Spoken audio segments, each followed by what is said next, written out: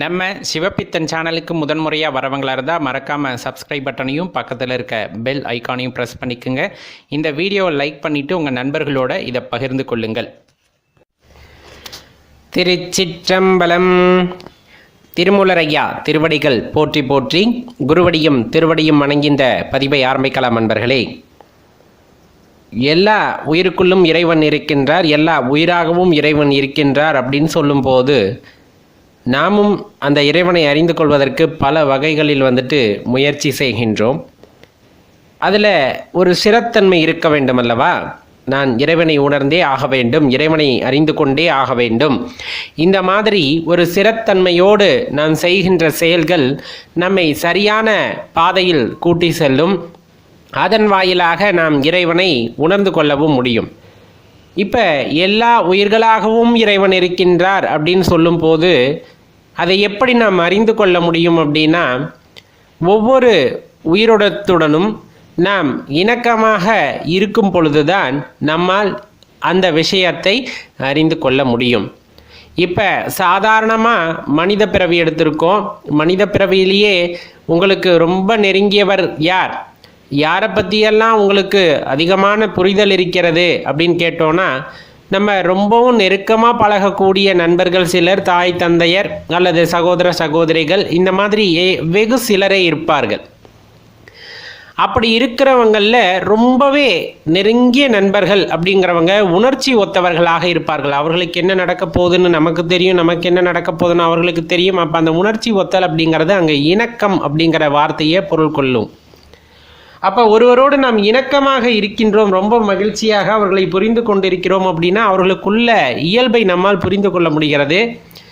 அவர்களுக்கு எந்த சூழ்நிலையில் என்ன நடக்கும் என்பதையெல்லாம் நாம் உணர்ந்து கொள்ள முடிகிறது. அப்படிங்கும் போது எல்லா ஜீவராசிகளுடனும் இந்த இணக்கத்தை கடைபிடிக்கும் பொழுது, அதாவது இந்த ஜீவராசி ஆகப்பட்டவர் இறைவனாக இருக்கின்றார். இப்போ ஒரு நம்ம நாய்க்கிட்ட போய் சாப்பாடு கொடுக்குறோம் அப்படிங்கும்போது அதை இன்னொரு உயிரினமாக கருதாமல் அதுவும் இறைவனே அப்படிங்கிற அந்த தாற்பயத்தை மனதில் வைத்து கொண்டு அதற்கு உணவு பரிமாறும் பொழுதோ அல்லது அந்த நாயுடன் நாம் பழகும் பொழுதோ நம்மால் அதற்குள் இருக்கின்ற அந்த ஆற்றலை உணர்ந்து கொள்ள முடியும். இப்போ பறவை வளர்க்குறோம் அப்படின்னா பறவைக்கு தீனி கொடுக்கும்போது நான் பறவைக்கு இந்த காரணத்திற்காக தீனி கொடுக்கின்றேன் அப்படின்னு நினைக்காம நம்ம அதை இறைவனாக பாவித்து இறைவனுக்கு நாம் இந்த சேவையை செய்கின்றோம் அப்படிங்கும் போது அந்த உயிரினத்திற்கும் உங்களுக்குமான இணக்கம் அந்த இடத்துல ரொம்பவே அதிகரிக்கிறது. அதன் வாயிலாக அந்த பறவைகளுடைய குரல், பேச்சு, மொழி இதையெல்லாம் ஒரு காலகட்டத்தில் உங்களாலும் உணர்ந்து கொள்ள முடியும். ரொம்ப முக்கியமான விஷயம் அதுதான். எந்த உயிரினத்துடன் நீங்கள் இணக்கமாக இருக்கிறீர்களோ, எந்த உயிரினத்தை நீங்கள் இறைவன் என்று உணர்ந்து அதற்கு ஏற்றாற் போல சேவை செய்ய ஆரம்பிக்கிறீர்களோ, அந்த நொடிப்பொழுதிலிருந்து நாம் எல்லா உயிரினத்திற்குள்ளேயும் இருக்கின்ற அந்த இறை ஆற்றலை உணர்ந்து கொள்ள முடியும். ரொம்ப முக்கியமான விஷயம். அப்போதுதான் நம்மால் உணர்ந்து கொள்ள முடியும். நம்ம சொல்றது மற்ற உயிரினங்களாக இருந்தாலும் சரி, சக நண்பர்களாக இருந்தாலும் சரி. ஏன்னா எல்லா உயிரினத்திற்குள்ளும் இறைவன் இருக்கிறார், எல்லா உயிராகவும் இறைவன் இருக்கிறார். அப்படிங்கும் போது மனிதர்களும் அவ்வாறே. ஏற்ற தாழ்வு பார்த்து நாம் பாகுபாடு காட்டும் பொழுது நம்மால் இறைவனை உணர முடியாமல் போகிறது. ஏன்னா மற்ற உயிரினங்களுக்கு மேலெல்லாம் அதீத பாசம், வீட்டில் வளர்க்குற நாய்க்கெல்லாம் அதீத பாசம். ஏன்னா எல்லாருமே இறைவன் தானே, அப்போ நம்ம கொடுக்குறோம். ஆனால் சக மனிதர்களை ஏற்றத்தாழ்வு பார்க்கும் பொழுது அவர்களுக்குள் இருக்கின்ற அந்த இறை ஆற்றலை நாம் உணர மறுக்கும் பொழுது மொத்தமாக நாம் எவ்வளவு முயற்சி செய்தாலும் அது பலனற்றதாகத்தான் ஆகின்றது. ஏன்னா ஒரு சில ஜீவராசிகளுக்குள் மட்டும் நாம் இறைவனை காண முற்படும் பொழுது மற்ற ஜீவராசிகளை அதிலிருந்து தள்ளி வைக்கும் பொழுதும் நம்மால் முழுமையான ஒரு விஷயத்தை உணர்ந்து கொள்ள முடியாது. அதனால தான் சித்த பெருமக்கள்லாம் பார்த்தீங்க அப்படின்னா தனித்திருந்தால் கூட எல்லா ஜீவராசிகளின் மீதும் கருணையாக இருப்பார்கள். மனிதர்களாக இருந்தாலும் அப்படித்தான். என்ன நம்ம போய் அவங்கக்கிட்ட விண்ணப்பம் வைக்கும் போது எனக்கு எனக்கு எனக்கு இது வேணும், என் குடும்பத்துக்கு இது வேணும் அப்படிங்கும் போது தான் அந்த ஒரு தூரமானது நமக்கும் சித்த பெருமக்களுக்கும் இடையே ஏற்படுகிறது. அவங்க பொதுநலமாக சிந்திக்கக்கூடியவங்க, நம்ம சுயநலமாக சிந்திக்கிறனால தான் நம்மளால் அது இயலாமல் போகிறது, அவர்களுடன் தொடர்பு கொள்ள இயலாமல் போகிறது. எப்போது நீங்களும் பொதுநலம் என்ற ஒரு புள்ளியில் நிற்கிறீர்களோ அப்பொழுதே சித்த பெருமக்களின் ஆசியும் நமக்கு கிடைக்கப்பெறும் அப்படிங்கிறத மறந்துவிடக்கூடாது. அப்போ சித்தர்களோட அருளை பெற்றால், அதே போல இறைவனுடைய அருளை பெற்றால் என்ன நடக்கும்? நம்ம அதிசயங்கள் செய்வோம், அதே போல் நிறைய மாய வித்தைகளை எல்லாம் செய்வோம். அப்படிங்கிறத தாண்டி ஒரு விஷயத்தை நாம் தெளிவாக தெரிந்து கொள்ள வேண்டியது, நம்முள் இருக்கின்றவரை உணர்ந்து கொள்ள முடியும் அப்படிங்கிறத தெளிவாக தெரிந்து கொள்ளுங்கள். ரொம்ப முக்கியமாக நம்முள் இருப்பவரை உணர்ந்து கொள்ள முடியும் அப்படிங்கிறத தெளிவாக தெரிந்து கொள்ள வேண்டும். சரி, எப்பவுமே அகங்காரம் குடிகொண்டிருக்கின்ற இடத்தில் இறைவன் இருப்பதில்லை. கர்வம் குடிகொண்டிருக்கின்ற இடத்தில் இறைவன் இருப்பதில்லை. நான் பெரியவன் என்ற மமதை கொண்டிருப்பவர்களிடத்தில் இறைவன் இருப்பதில்லை. அதாவது இருப்பதில்லைன்னா எல்லா உயிராகவும் இருக்கின்ற இறைவன் தன்னை அந்த உயிரினத்தில் வெளிப்படுத்திக் கொள்வதில்லை. இப்போ நமக்கு மமதை அகந்தை அதிகமாகிவிட்டது அப்படின்னா அந்த நான் என்ற ஒரு விஷயம் இருக்கிறது அல்லவா, அது அந்த கர்வத்தால் மூடி மறைக்கப்பட்டு விடுகிறது. உண்மையான நான் அப்படிங்கிற அந்த ஒரு விஷயம் உள்ளிருக்கின்ற இறை ஆற்றலையும் தாண்டி உங்களது கர்வம் தலைக்கேறுகிறது. அப்படிங்கும் போது தான் நம்மால் அந்த இறைவனை உணர்ந்து கொள்ள முடிவதில்லை அப்படிங்கிறத தெரிந்து கொள்ள வேண்டும். மாறாக எல்லா உயிருக்குள்ளும் இறைவன் இருக்கின்றார், எல்லா உயிராகவும் இருக்கின்றார். மீண்டும் சொல்வது நாம் அதே தான். கர்வம் கொண்டிருப்பவரிடத்திலும் இறைவன் இருக்கின்றார். ஆனால் அது அவர்களோட கண்ணை மறைச்சிடுது. அந்த உண்மையை அறிந்து கொள்ள விடாமல் அந்த கர்வமானது கண்ணை மறைத்து விடுகிறது. அதனால தான் சில பேர் எவ்வளவு தான் முயற்சி செய்து நம்ம முயன்றாலும் நம்மால் சில விஷயங்களை தாண்டி செல்ல முடியாமல் இருக்கிறது. இந்த உலகத்தில் எல்லாத்துக்கும் அப்பாற்பட்ட சக்தி அப்பா ஒருத்தர் தான். அவர்னால் மட்டும்தான் நம்ம நினைக்கின்ற எல்லாவற்றையும் செய்ய முடியும், செயல்படுத்த முடியும், எல்லாமே. அதில் என்னாலே இது முடியும் அப்படிங்கிற அந்த கர்வம் தலைக்கேறுது. அப்படிங்கும் போது தான் உண்மையை உணர்ந்து கொள்ள மறுக்கின்றோம் அப்படிங்கிறத தெரிந்து கொள்ள வேண்டும். அப்போ தான் நம்ம இறைவனை உணர்ந்து கொள்வதில் பின்னடைவை சந்திக்கின்றோம். உண்மையை சொல்லப்போனால் எல்லா உயிர்களுக்குள்ளும் இறைவனை காண்கின்ற ஒருவர் உண்மையாகவே தன்னுள் இறைவனை உணர்கிறார். நான் ஏன் சிவபெருமானை வழிபடுகின்றேன் அப்படின்ட்டு தான் இப்போ நம்ம பார்க்க இருக்கோம். இந்த தொகுப்பு முடிஞ்சதுமே உங்களுக்குள்ள அந்த கேள்வியை கேளுங்க. நீங்கள் ஏன் சிவபெருமானை வழிபடுறீங்க அப்படிங்கிற பதில் உங்களுக்கு கிடைச்சிடும். உண்மைதான், முதலாக சிவபெருமானை வழிபட ஆரம்பித்த போது இந்த உலகம் எனக்கு வைத்த பெயர்கள் ஏராளம் ஏராளம். அட முட்டாளே, அட பைத்தியம்மை, அட கிறுக்கனை என்று என்னென்ன வார்த்தைகள் இருந்ததோ எல்லாம் சொல்லி உரைத்தன இந்த உலகம் எம்மை. ஆனாலும் உன்னை வழிபட்டேன் ஏனென்று எனக்கு தெரியவில்லை. இந்த உலகத்தில் 1000 திருநாமங்கள் இருந்தது. இறைவனுக்கு 1000 திருநாமங்கள் இருந்தது. அதில் ஒரே ஒரு திருநாமம் மட்டும்தான் என்னை தொட்டது என்றால் அது சிவா என்ற அந்த நாமம் மட்டும்தான். சிவன் என்று சொல்லும் போதுதான் என் உடல் நடுங்கும், எனது கண்களில் நீர் அருவியாக கொட்டும். அதை என்னால் அடக்க முடியாது. அந்த நிலையிலும் தடுமாறி நின்றிருந்தாலும் சிவபெருமானே என்று சொல்லும் போது என்னை மீண்டு எழ வைத்தாய். இன்ப துன்பம் எது வந்தாலும் உன் பெயர் மட்டுமே எனது நாவில் வந்தது. உன் நாமத்தை சொல்லாத பகலோ இரவோ எனக்கு ஒரு நேரமாகவே தெரியாமல் போனது. எனது எலும்பு சதை குருதி எல்லாம் உனது நாமத்தை சொல்ல வேண்டும் என்று உருகி துடித்தது. அது உண்மையாக இருந்தது. எனது உள்ளிருக்கும் உள்ளம் எப்பொழுதுமே உன்னையே காண வேண்டும், உன் நாமத்தையே சொல்ல வேண்டும், வாயார பாட வேண்டும் என்று ஏங்கி தவித்தது. மனமென்று ஒன்று உண்டா என்று தேடி அடைந்த போது அந்த மனமே நீதான் என்று உணர்ந்து கொண்ட தருணம் அது. உன்னை வழிபட ஆரம்பித்த போது சைவ சித்தாந்தம் என்றால் என்ன என்று தெரியாது, திருவாசகம் பாடத் தெரியாது, தேவாரம் தெரியாது, திருமந்திரம் இருந்ததே தெரியாமல் அல்லவா இருந்தேன். ஏன் 12 திருமுறைகள் என்று உண்டு என்றே அறியாமல் இருந்தேனே. ஆனால் அப்பொழுதும் எனக்கு தெரிந்த ஒன்றே ஒன்றுதான், சிவபெருமான் என்னும் நாமம் மட்டும்தான்.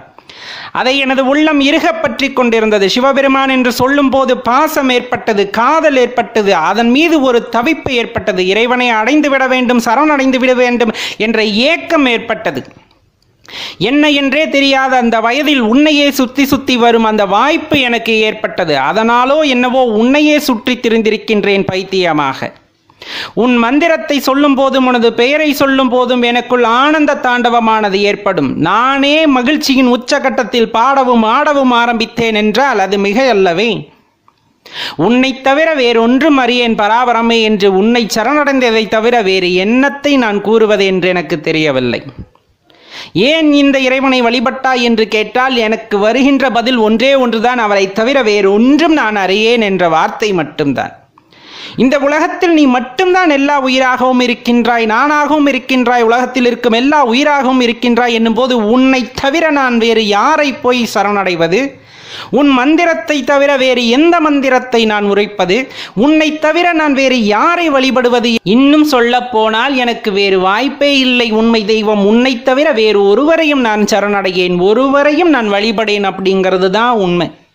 இதே போலதான் இந்த உலகத்துல எல்லா உயிரையும் நீ ஆட்கொண்டு இருப்பங்கிறதும் நல்லா தெரியும்.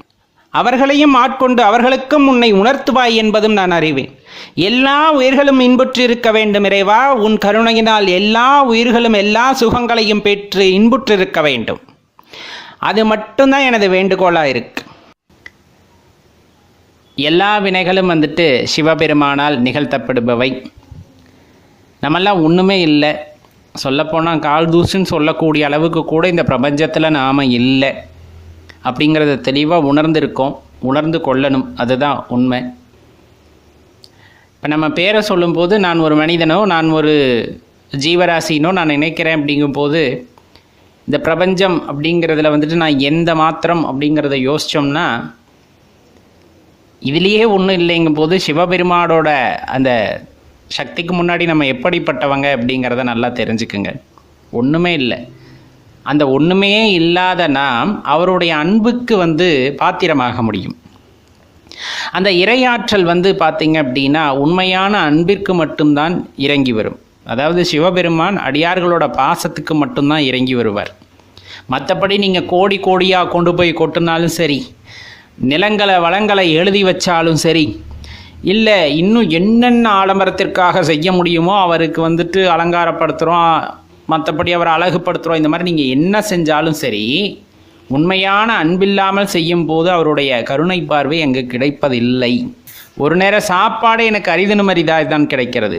கிடைக்கின்ற சாப்பாட்டில் முதல் பிடியை அல்லது ஒரு பெரும்பகுதியை எம்பெருமான் ஈசனுக்காக நான் எடுத்து வைத்து விட்டு சாப்பிடுகின்றேன் அப்படிங்கிற அந்த உன்னதமான அன்பு இருக்குல்ல, அந்த அன்புக்கு இறைவன் அடிமையாகின்றார். அந்த அன்புக்கு இறைவன் அடிமையாகின்றார். அப்போ நம்ம செய்ய வேண்டியதையெல்லாம் உண்மையான அன்பு, அது கட்டாயமாக அடியார் பெருமக்கள் எப்போவுமே செய்வது. நமக்கு சிந்தையில் சிவபெருமானை தவிர வேறு எதுவும் இருப்பதில்லை. பார்க்கின்ற உயிரை எல்லாம் சிவபெருமானாகவே நினைக்கின்றோம், எல்லாமே உண்மைதான். அப்படி இருக்கும்போது தான் அந்த பக்தியின் மீது ஒரு நாட்டம் அதிகரிக்கிறது, சிவபெருமானின் மீது ஒரு ஈடுபாடு அதிகரிக்கிறது. அவரே எல்லாம் என்று எண்ணத் தோன்றுகின்றது, அவரே எனது தந்தை என்றும் எண்ணத் தோன்றுகின்றது. அப்போ எல்லா ஜீவராசிகளும் சிவபெருமான் தானே, எல்லா ஜீவராசிகளும் சிவபெருமான் தானே. அதனால தான் நம்ம இந்த இடத்துல ஒன்று தெளிவாக கேட்டுக்கொள்கின்றோம் அடியார்களே. எந்த ஒரு வினையை நீங்கள் ஆற்றினாலும் சரி, எந்த ஒரு வினையை நீங்கள் ஆரம்பித்தாலும் சரி, அந்த வினையை செய்யும் பொழுது நாம் அதை சிவபெருமானுக்கு செய்கின்றோம் என்று எண்ணி பின்பு அந்த காரியத்தில் ஈடுபடுங்கள். நான் சொல்ல வருவது புரியும் என்று நினைக்கின்றேன். நன்மை தீமையை பகுத்து ஆராயக்கூடிய அறிவானது நமக்கு இருக்கிறது. நாம் செய்வதனால் நன்மை உண்டாகும் அப்படின்னு நமக்கு தெரியும், நாம் செய்கின்ற செயலால் தீமை உண்டாகும் அப்படின்னு தெரியும். இந்த நன்மை உண்டாக செயலை நான் யாருக்கு செய்ய போகின்றேன்? சிவபெருமான் உருவத்தில் இருக்கும் இன்னொருவருக்கு செய்ய போகின்றேன். அப்போ அவர் ஆனந்தமாக இருக்கார்.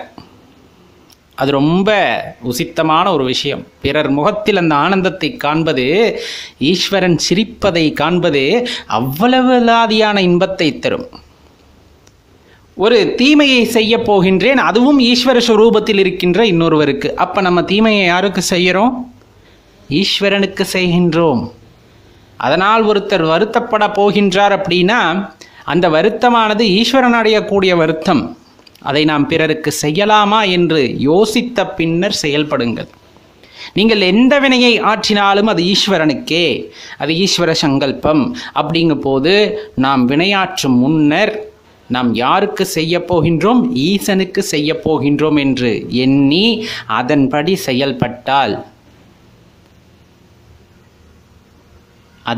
செயல்பட்டால் யாருக்கும் துன்பம் நினைக்க மாட்டோம். அப்போ எல்லாமே சிவரூபம், எல்லாமே ஈஸ்வர சங்கல்பம். அப்படிங்கும்போது எல்லாருமே ஈஸ்வரன் தான் உணர்ந்துக்கிட்டோம்னா இந்த உலகமே அன்புமயமாகும். ஏன்னா நான் எப்படி ஆசைப்படுறேன், எப்போவுமே என் இறைவன் என்னை பார்க்கும் பொழுது சிரித்து கொண்டிருக்க வேண்டும், நான் அவரை பார்த்து சிரிக்க வேண்டும் அப்படின்னு நினைக்கிறோம். நம்ம தான் ஈஸ்வர ஸ்வரூபம்னு நமக்கு தெரியும். அப்போ நம்ம தான் ஈஸ்வர ஸ்வரூபங்கும் போது நம்முடன் இருக்கக்கூடிய எல்லா ஜீவராசிகளும் ஈஸ்வர ஸ்வரூபம் தான் என்றும் நாம் உணர்ந்து கொள்ள வேண்டும். அப்போ அந்த ஜீவராசிகளுக்கு நாம் எந்த இடையூறும் செய்யக்கூடாதே. அவர்களின் மகிழ்ச்சியிலும் இறைவனை காணலாம் அல்லவா? அப்போ அதில் ரொம்ப தெளிவாக இருக்கணும். நம்ம விரும்பி கேட்டுக்கொள்வது ஒன்றே ஒன்றுதான் சிவா. என்னன்னா, சிவபெருமானை வழிபடுபவர்களுக்கு நம்ம ஏற்கனவே கூறியபடி பல்வேறு பெயர்கள் உண்டு. ஏன்னா நம்ம பெரும்பாலும் வந்துட்டு எந்த நேரத்துலையும் சிவபெருமானோட சிந்தையிலே இருப்பதனால சிலர் சொல்வதை கேட்போம். சில நேரங்களில் உள்ளே அவரை பற்றிய எண்ணங்கள் இருப்பதால் பிறர் சொல்வதை கேட்காமலும் போவோம். அதனால் பல பெயர்கள் நமக்கு உண்டாகும். பல பேர் கேலி கிண்டல் செய்வார்கள். ஆனால் நம்ம பக்தி உண்மையான பக்தி அந்த இடத்துல. எந்த நேரத்திலும் நம்மை இகழ்ந்து பேசுகிறார்கள் என்ற ஒரே காரணத்திற்காக மனம் சஞ்சலம் அடைந்து அந்த அடியார்களுக்கு சாபமிட வேண்டும் என்று கூட நினைத்து விடாதீர்கள். இது நிறைய பேரோட வாழ்க்கையில் நிகழும். நம்ம யாராவது தூற்றும் பொழுது திடீர்னு நமக்கு கோபம் வரும். வந்துட்டு அவங்க ஏதாச்சும் இகழ்ந்திருந்தாங்கன்னா அது உனக்கு நடக்க எவ்வளோ நேரம் ஆகிடும் அப்படிங்கிற அந்த மாதிரியான வார்த்தைகளை தயவு செய்து எங்கும் பயன்படுத்தாதீர்கள். பெரும்பாலும் பயன்படுத்த மாட்டோம். நான் ஒரு சின்ன விண்ணப்பமாக வைக்கின்றேன் ஒரு காரணத்துடன். நம் வாயிலிருந்து அந்த வார்த்தை என்றுமே வரக்கூடாது. ஏனென்றால் நம் சபிப்பதும் சிவபெருமானையே அப்படிங்கிறத நல்லா ஞாபகம் வச்சுக்கோங்க. சிவபெருமான் நம்மோட விளையாடுறார், அவ்வளோதான். அப்படி சொல்லி பார்க்குறார். பார்க்கும்போது நீ எந்த அளவுக்கு வந்துட்டு இருக்க, திடமாக இருக்கியா, இன்னும் அவர் மேலே கொண்ட பக்தியில் உறுதியாக இருக்கியான்னு நம்மளோட விளையாடி பார்க்கின்றார். அப்படி பார்க்கும் சமயத்திலும் நம் நிலையாக இருக்க வேண்டும். நம் நிலையில் எந்த மாற்றமும் அடைந்து விடக்கூடாது. அப்படியா நான் பைத்தியக்காரனா, அப்படியா நான் பித்தனா அப்படின்னு சிரிச்சுக்கிட்டு போயிடணும். என்னை பார்த்து சிவபெருமானே சொல்கிறார், அட பைத்தியக்காரனே, ஆமாம் நான் யார் மேலே பைத்தியமாக இருக்கேன், ஓ மேலே தானே பைத்தியமாக இருக்கேன். அட பித்தனே, ஆமாம் நான் பித்தன் தான், ஓ மேலே தானே பித்து பிடிச்சிருக்கேன் அப்படின்ட்டு நம்ம அடுத்த நகர்வுக்கு போய்விட வேண்டுமே தவிர, நம்மிடம் கேலி செய்கிறார்கள், கிண்டல் பேசுகிறார்கள் என்பதற்காக மனம் நொந்து அவர்களை பற்றி எதிர்மறையாக கூட யோசிக்கக்கூடாது. இதெல்லாம் சாத்தியமா? நாமும் சாதாரண மனிதர்களாகத்தானே இருக்கின்றோம். ஆனால் சாதாரண மனிதனாகவே இருந்துவிட வேண்டும் என்று நாம் இருப்பவர்கள் அல்ல. மேன்மையடைய வேண்டும் என்ற எண்ணத்துடன் வாழ்பவர்கள். அப்போ அதற்கான பக்குவ நிலையை நாம் அடைந்தாக வேண்டும் என்பதற்காகத்தான் இந்த ஒரு சின்ன விண்ணப்பம். அடியார்களே, கொஞ்சம் யோசிச்சு பாருங்கள். கட்டாயமாக இது பயனுள்ளதாக இருக்கும். எந்த ஒரு கடினமான சூழ்நிலையும் எதிர்கொள்ளக்கூடிய ஆற்றலானது நமக்கு தேவை. மன வைராகியம் தேவை. எல்லாம் சிவபெருமான் என்ற எண்ணம் நமக்குள் இருந்துவிட்டால் இந்த உலகம் மிகவும் சுபிக்ஷமாகவும் அன்பு நிறைந்ததாகவும் அரவணைத்து செல்லக்கூடியதாகவும் இருக்கும். அடியார்களே, அந்த உலகமானது சொர்க்கமாகவே காணப்படும். அந்த சொர்க்கத்தில் வாழ்கின்ற எண்ணம் நமக்கு வேண்டுமென்றால் பார்க்கும் ஜீவராசிகளை சிவபெருமானாகவே காணுங்கள். யோசித்து பாருங்கள், வாழ்க்கை வளமாகும். நன்றி, வணக்கம். நம்ம சேனலோட முந்தைய பதிவுகளை பார்க்குறதுக்கு கீழே வீடியோ டிஸ்கிரிப்ஷனில் அதற்கான லிங்க்கெல்லாம் கொடுத்துருக்கோம், போய் பார்த்து மகிழுங்கள். திருச்சிற்றம்பலம். திருமுலரையா திருவடிகள் போற்றி போற்றி. குருவடியும் திருவடியும் வணங்கின்ற பதிவை ஆரம்பிக்கலாம். அன்பர்களே, எல்லாத்துக்குமே ஆசை இருக்குது இல்லையா? ஆசை இல்லாத மனிதன் அப்படிங்கிறது யாருமே இல்லை. சில பேர்த்துக்கு பொருட்களின் மீது ஆசை, சில பேர்த்துக்கு பணத்தின் மீது ஆசை, சில பேர்த்துக்கு நிலத்தின் மீது ஆசை, சில பேர்த்துக்கு பொன் மீது ஆசை, பெண் மீது ஆசை, எதிர்பாலினத்தவர் மீது ஆசை. இந்த மாதிரி நிறைய ஆசைகள் இருந்து கொண்டே இருக்கின்றன. அந்த ஆசையின் காரணமாகவே இந்த பிறப்பானது மீண்டும் மீண்டும் நிகழ்ந்து கொண்டிருக்கிறது. அது அனைவரும் அறிந்த ஒன்றே. ஒரு விஷயத்தை அடையணும் அப்படிங்கிற அந்த ஒரு தீவிரமானது ஒரு மனிதனின் மனதிற்குள்ளே ஏற்பட்டு விட்டால் அந்த தீவிரமானது இருக்கின்ற வகையிலே பார்த்திங்கன்னா அவன் கடும் முயற்சி செய்து அவன் எக்காரியத்திற்காக அந்த மனதை ஒருநிலைப்படுத்தி வைத்திருக்கிறானோ அக்காரியத்தை நிறைவேற்றும் வரையிலுமே அவனுக்கு தூக்கம் ஏதும் வருவதில்லை, சிற்சில ஆசைகளும் வருவதில்லை. அந்த நேரத்தில் இந்த சிற்றின்பங்கள் அப்படிங்கிறதுக்கெல்லாம் வேலை இல்லாமல் போயிடும். இதை உணர்ந்திருந்தீங்கன்னா இப்போ நம்ம சொல்கிறதோட பொருளானது விளங்கப்பெறும். உங்கள் வாழ்க்கையிலே ஒரு குறிக்கோள், அது ஏனோ தானோ என்றில்லை, இது கண்டிப்பாக எனக்கு வேண்டும், இது கண்டிப்பாக எனக்கு வேண்டும், இது இல்லாவிட்டால் என்னால் வாழ முடியாது அப்படிங்கிற மாதிரியான ஒரு குறிக்கோளானது இருக்குமல்லவா? அப்படிப்பட்ட குறிக்கோளானது மனதிலே தோன்றிவிட்டால், அந்த மனதானது அதை இறுக பற்றி கொண்டு விட்டால், அது நிறைவேறும் வரையிலும் மனிதனை தூங்க விடாது. அந்த மனித மனத்திலே வேறு எந்த எண்ணங்களும் தோன்றாது. அந்த மாதிரியான சிற்சில எண்ணங்கள் தோன்றினாலும் அது உடனே மறைந்துவிடும். காரணம், தான் கொண்ட அந்த ஒரு அழுத்தமான பதிவு, மனதினுள்ளே ஒரு அழுத்தமான பதிவானது ஏற்பட்டிருக்கிறது என்றால் அதை அடையும் வரையிலும் மனதிற்கும் சரி இந்த உடலுக்கும் சரி தூக்கம் என்பதே இல்லாமல் போய்விடுகிறது. அதை துரத்தி எப்படியாவது அடைந்துவிட வேண்டும் என்ற ஏக்கமும் மனம் ஏற்படுத்தி கொண்டே இருக்கும். அதன் வாயிலாக அது சார்ந்த விஷயங்களை தேடி அறிந்து கொண்டு அதன் வழியே பயணித்து நாம் எண்ணிய எண்ணங்களை ஈடேற்றிக் கொள்வோம். அது எதுவாக இருக்கட்டும். உதாரணத்துக்கு சொல்லணும்னா, ஒரு வீடு கட்டணும் அப்படிங்கிறது ஆழ் மனதில் விழுந்துருச்சு அப்படின்னா அந்த வீடை கட்டி முடிக்கிற வரையிலும் பார்த்திங்கன்னா நம்ம மனசானது தூங்காது. அதற்கு என்ன பண்ணணுமோ அதை செய்து கொண்டே இருக்கும். இந்த மனமானது தொடர்ந்து செய்து கொண்டே எப்படியாவது அதை கட்டிவிட வேண்டும்னா எப்படியாவது கட்டிடுவோம். ஒரு உதாரணத்துக்கு தான் சொல்கிறேன், அதுவும் ஆசையில் தான் அடங்கும், இருந்தாலும் சொல்கிறேன். இப்படி இருக்கின்ற சூழ்நிலையிலே இந்த பிரபஞ்சத்தை உருவாக்கிய ஆதியும் அந்தமும் இல்லாத அருட்பெரும் ஜோதியாம் இறைவனை நாம் இனம் கண்டு கொள்வதிலே, புரிந்து கொள்வதிலே தாமதம் ஏற்படுகிறது. அப்படின்னா இன்னும் அவரை பற்றி சரியாக தெரிந்து கொள்ளாதது தான் காரணமாக இருக்க முடியும். இப்போ நெருப்பானது சுடும், பார்க்கும் பொழுது சுடாது. ஒரு முறையாவது அனுபவித்தால்தான் அது சுடும். அதன் பின்னே அந்த பக்கம் நாம் செல்ல மாட்டோம்.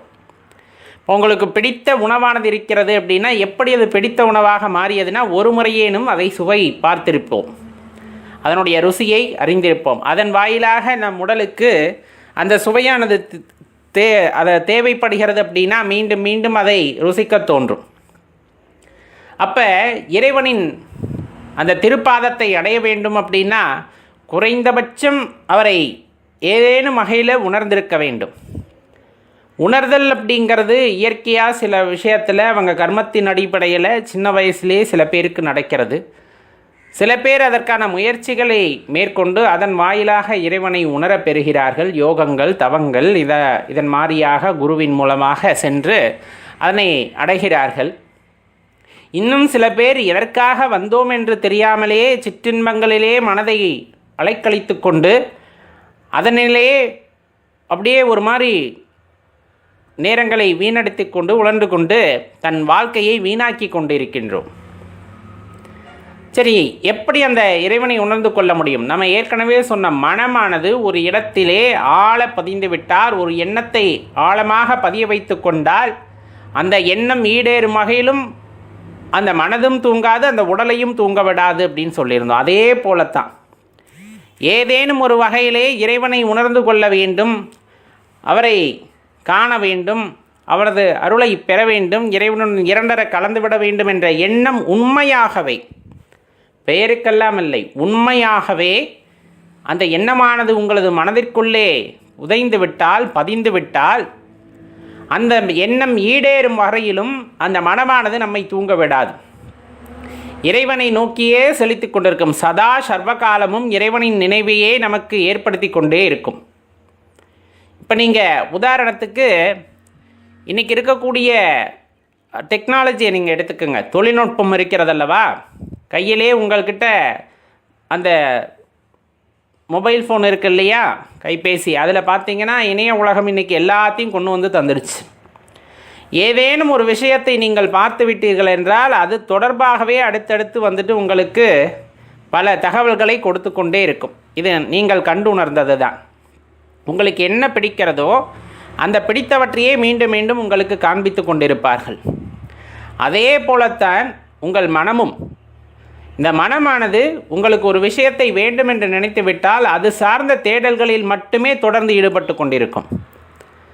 அந்த தேடலானது இறைவனை நோக்கிய பயணமாக இருக்கின்ற பட்சத்தில் அந்த இறைவனை உணர வேண்டும், இறைவனை தெரிந்து கொள்ள வேண்டும் என்ற காரணத்திற்காக என்னென்னவெல்லாம் தேட வேண்டுமோ அனைத்தையுமே தேட ஆரம்பிக்கும். இறைவனை பற்றி தேடி தேடி அறிந்து கொள்ள ஆரம்பிக்கும், நிறைய படிக்க ஆரம்பிக்கும், நிறைய பேரோட சொற்பொழிவுகளை கேட்க ஆரம்பிக்கும், நிறைய ஆன்மீக அன்பர்களோட பழக ஆரம்பிக்கும். இந்த மாதிரி சில விஷயங்களில் இந்த மனதான ஈடுபட ஆரம்பிக்கும். அவ்வாறு ஈடுபடும் பொழுது நம்ம ஏற்கனவே மனதில் ஆழ பதித்து வைத்திருக்கின்றோம், இறைவனை எப்படியாவது உணர்ந்து விட வேண்டும், அந்த அனுபவத்தை நாம் அனுபவித்து விட வேண்டும் அப்படிங்கிற எண்ணமானது உள்ளூர உண்மையாக உங்கள் மனதிற்குள்ளே புதைந்து கிடக்கும் பொழுது இறைவனை பற்றிய தேடுதல் வேட்கையானது அந்த இடத்திலே அதிகரிக்கும். தேடுதல் வேட்கைனா சாதாரணமான வேட்கையாக இருக்காது. இன்ப துன்பம் எந்த காலத்திலும் இறைவனை மறக்காத வேட்கையாக இருக்க வேண்டும். சில பேர் சாப்பிட்றதுக்கு சாப்பாடு இருக்குது, நிம்மதியான வாழ்க்கை இருக்குது அப்படிங்கும்போது இறைவனை நினைப்பது அல்ல. உண்பதற்கு உணவில்லாத நேரத்திலும் உறங்குவதற்கு இடமில்லாத நேரத்திலுமே எனக்கு துணையாக இறைவன் இருக்கிறான், சிவபெருமான் இருக்கிறார் என்ற நினைவுடன் அவரை வழிபடுவதும், அவரை மனதிலே தாங்கிக் கொண்டு தான் நனைந்தாலும் பரவாயில்லை, என் மனதினுள்ளே இருக்கின்ற இறைவன் நனையக்கூடாதுன்னு அந்த மனதிலே கூடாரம் கட்டி அவரை அமர வைத்து அவருக்கு தினம் தினம் பூசணைகள் செய்து அவரை போற்றி புகழ்ந்து மனதிற்குள்ளே கோவில் கட்டி வைத்திருக்கின்ற அடியார்களுக்கு இறைவனின் காட்சியானது கண்டிப்பாக கிடைக்கும். இறைவனின் கருணையானது கண்டிப்பாக கிடைக்கும். வைக்கின்ற அன்பு யார் மீது வைக்கின்றோம் அப்படிங்கிறத பொறுத்து தான் அதோட தன்மையும் அந்த இடத்திலே மாறுபடுகிறது. உங்களுக்கு பிடித்தவர் மீது வைக்கின்ற அன்புங்கிறது வேற, உங்களை பிடித்தவர் மீது நீங்கள் வைக்கின்ற அன்பு அப்படிங்கிறது வேற. ரெண்டுக்கும் வித்தியாசம் உண்டு. இறைவனுக்கு உங்களை பிடிக்கும், தன் குழந்தைகளை பிடிக்கும். அவர் மீது நீங்கள் உண்மையான அன்பு செலுத்தும் பொழுது அது பல மடங்கு அன்பாக திரும்பி வரும். வாழ்கின்ற காலத்தையோ வாழ்கின்ற அந்த நிலையையோ பார்த்தெல்லாம் அந்த பக்தியானது அமைவதில்லை, இறைவனின் கருணையானது அமைவதில்லை. ஒருவருக்கு கோடி கோடியாக கொட்டி கொடுக்கின்றார் என்பதற்காக இறைவன் அவர்கள் மீது அதிக கருணை வைத்திருக்கிறார் என்பது பொருள் அல்ல. ஒருவரை ரொம்ப வறுமையில் ஆள்படுத்துகிறார் அப்படிங்கும்போது உங்கள் மீது இறைவனுக்கு கோபம் என்பது பொருள் அல்ல. எந்த சூழ்நிலையில் வாழ்கின்றோம், எந்த சூழ்நிலையில் இருக்கின்றோம் என்பதெல்லாம் முக்கியமல்ல. இறைவனுக்கு முக்கியம் சத்தியம் தவறாமல், நீதிநெறி தவறாமல், நீ கொண்ட பாதையிலிருந்து கொஞ்சமும் விலகாமல் வாழ்கின்றாயா அப்படிங்கிறது தான் அந்த இடத்துல ரொம்ப முக்கியமான விஷயம். பிற உயிர்களையும் உன்னை போல் மதிக்க வேண்டும். ஏன்னா எல்லா உயிரும் அவர் படைத்தது தான். உயிர்களுக்கெல்லாம் தலைவனாக விளங்கக்கூடியவர் யார் அப்படின்னா சிவபெருமான் தான். உன் உயிரைப் போல தான் அவர் அனைத்து உயிர்களையும் காண்கின்றார். ஏன்னா இந்த பிரபஞ்சத்தில் படைக்கப்பட்ட அனைத்துமே இறைவனால் படைக்கப்பட்டது, சிவபெருமானால் படைக்கப்பட்டதுன்னா அனைத்து உயிர்களும் அவருக்கு குழந்தை தான். எல்லா உயிர்களும் அவரை அப்பா என்று அழைக்கலாம். எல்லா உயிருமே அப்பா என்று அழைக்கும். அப்படி இருக்கின்ற சூழ்நிலையிலே நீ மற்ற உயிர்களின் மீது அன்பு காட்டினால் மட்டுமே நமக்கு அந்த பரம்பொருளின் பரிபூரணமான ஆசியானது கிட்டும். தனது குழந்தைகளுக்குள்ளே சண்டை வருவதையும் இறைவன் விரும்புவதில்லையே. ஒரு குழந்தை இன்னொரு குழந்தையை அடித்து உண்பதையும் இறைவன் ஏற்றுக்கொள்வதில்லை. அப்படித்தானே? ஏற்றுக்கொள்ள முடியாதல்லவா? ஒரு தாயிற்கு 4 குழந்தைகள் இருக்கிறது, 4 குழந்தைகளும் ஒன்றை ஒன்று அடித்து கொண்டு இருக்கின்றன. அப்படிங்கும்போது அந்த தாய்க்கு ஏற்படுகின்ற வலியானது எப்படி இருக்கும்? அடித்துக்கொள்கின்ற குழந்தையில் ஒன்று தாயின் மீது அன்பாக இருந்தாலும் அந்த அன்பை ஏற்றுக்கொள்ளக்கூடிய மனப்பக்குவம் அந்த தாய்க்கு இருக்குமா அப்படின்னு யோசிச்சு பாருங்க. கிடையாது இல்லையா? எல்லாரும் அன்பாக இருக்கிறது தான் தாயாகப்பட்டவர்கள் விரும்புவார்கள், தந்தையாகப்பட்டவர்கள் விரும்புவார்கள். அதே போலத்தான் இறைவனும். சக உயிரினங்கள், இந்த பிரபஞ்சத்திலே படைக்கப்பட்ட ஒவ்வொரு உயிரும் ஏதோ ஒரு காரணத்திற்காகத்தான் இந்த பூமியிலே, இந்த பிரபஞ்சத்திலே படைக்கப்பட்டிருக்கிறது இறைவனால். அதன் பொருட்டு அதன் மீது வைக்கின்ற அன்பு, அதன் மீது வைக்கின்ற கருணை அப்படிங்கிறது தான் இறைவனின் மனதை மகிழச் செய்யும் அப்படிங்கிறத தெரிந்து கொள்ள வேண்டும். அப்போ நாம் கொண்ட அந்த எண்ணமானது ரொம்ப ஆழமாக இருக்கின்ற பட்சத்திலே இறைவனை உணர்ந்தே ஆக வேண்டும் அப்படிங்கிற அந்த எண்ணமானது ஆழ்மனதிலே ரொம்ப வேரூன்றி வளர்ந்து கொண்டிருக்கிறதுனா கண்டிப்பாக அதற்கான வழியை இறைவன் காட்டுகின்றார். சிவபெருமான் அதற்கான வழியை உங்களுக்கு காட்டுவார். அதில் எந்த சந்தேகமும் நீங்கள் கொள்ள வேண்டாம். இதற்காக தனியே பயிற்சி பெற்ற குருமார்கள் வந்து உங்களுக்கு வழிகாட்ட வேண்டும் என்றெல்லாம் இல்லை. நன்றாக கேட்டுக்கொள்ளுங்கள். காது கொடுத்து கேட்க வேண்டும். இந்த இயற்கையின் ஓசையை காது கொடுத்து நீ கேட்க வேண்டும். ரோட்டு ஓரத்தில் ஒருத்தர் நடந்து போகிறார். அவர் தன்னை போல ஏதேனும் பேசிக்கிட்டு போவார். நம்ம நினைப்போம் சித்தம் கலங்கிவிட்டது போலும் ஏதோ பேசிக்கொண்டு செல்கிறார்னு. கிடையாது, அது உனக்கான வார்த்தை. நீ தேடிக்கொண்டிருக்கிற கேள்விக்கான வார்த்தையாக இருக்கும். மழலை ஒரு குழந்தை ஏதேனும் ஒன்றை உன்னிடம் வந்து சொல்கிறது என்றால் கூர்ந்து கவனித்துப்பார். நீ கேட்ட கேள்விக்கான விடையாக இருக்கும். அது குழந்தையாக இருக்கலாம் உருவத்திலே. ஆன்மா அப்படிப்பட்டதல்ல, பக்குவமடைந்த ஆன்மாவாக இருந்திருக்கும். உன் மனதிலே எழக்கூடிய கேள்விகளை அந்த குழந்தை உணர்ந்து கொண்டிருக்கும். அதற்கான விடையை தனது மழலை மொழிகளால் உன்னிடம் சொல்ல வரும். கடந்து போபவர்கள் எல்லாருமே வந்துட்டு சக மனிதர்களாக இருக்க வேண்டும் என்ற எண்ணம் கொள்ளாதே. நம்முடைய தகுதிக்கு ஏற்றவாறு அவர்கள் இல்லை என்ற கர்வம் கொள்ளாதே. புறத்தோற்றத்திலே அவர்கள் அணிந்திருக்கின்ற ஆடை அணிகலன்களை பொறுத்து பக்தியானது மாறுவதில்லை. அந்த பக்தி என்பது அவர்களின் ஆன்மத்திறனை, ஆன்ம சக்தியை பொறுத்தது. நீ கேட்கின்ற கேள்விக்கு அவர்களின் வாயிலாக உனக்கு சில நேரங்களிலே இறைவன் விடையை தருகின்றார். அதனால்தான் சொன்னது, காது கொடுத்து கேள், காது கொடுத்து கேள். எப்பொழுதுமே நாம் மட்டுமே பேசி கொண்டிருக்க வேண்டும் என்ற எண்ணத்தை கைவிடு. எவ்வளவுக்கு எவ்வளவு இந்த இயற்கையிலிருந்து வருகின்ற ஓசைகளின் வழியாகவும் அதே போல பிறரின் பொன்மொழிகள் வழியாகவும் நிறைய விஷயங்களை நீ கேட்டறிந்து கொள்கிறாயோ, அப்பொழுதே உனது மனதிற்குள் இருக்கின்ற பல வினாக்களுக்கான விடையானது அங்கு கிடைக்கக்கூடும். அதை தவிர்த்து நாம் பேசிக்கொண்டே இருக்கும் பொழுது நம் உயிர் சக்தியானது தான் வீணாகுமே தவிர ஆன்மத்திற்கு கிடைக்க வேண்டிய விடையானது கிடைக்காமல் போய்விடும். மனதிலே ஆழமாக இறைபக்தியை வேரூன்ற செய்துவிட்டால் இந்த வேரூன்ற செய்துவிட்ட அந்த பக்தியானது விருட்சமாக மாறும். விருட்சமாக மாறி அதிலே பூக்களும் கனிகளும் காய்களும் பூத்து குலுங்கும். அந்த நிலைதான் மிகவும் ஆனந்தமான நிலையாக இருக்கும். அப்படிங்கிறத தெளிவாக தெரிந்து கொள்கின்ற நாள் எப்பொழுது வரும் என்றால், உன் மனதிலே அன்பானது பீரிட்டு வரும் பொழுதுதான் இந்த உண்மையெல்லாம் நாம் உணர்ந்து கொள்வோம். மாறாக பக்திக்கான இலக்கணத்தை நாம் எழுத வேண்டும் என்று தவறான நோக்கிலே தவறான விஷயங்களை நம் மனதிற்குள் புதைத்து கொண்டு விட்டால் அது பயனற்றதாகவே போய்விடும் என்பதையும் மனதில் நிறுத்தி கொள்ள வேண்டும். நண்பர்களே,